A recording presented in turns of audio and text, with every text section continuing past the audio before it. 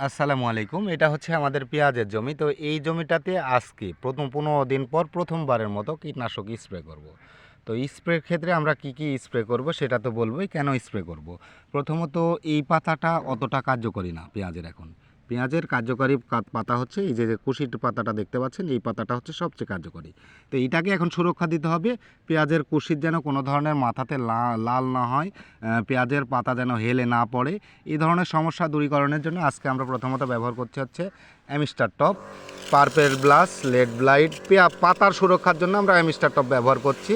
আর তারপরে হচ্ছে আমরা সেই সঙ্গে আমরা ব্যবহার করছি হচ্ছে ইম্পালা, এটা হচ্ছে ম্যানকোজেব।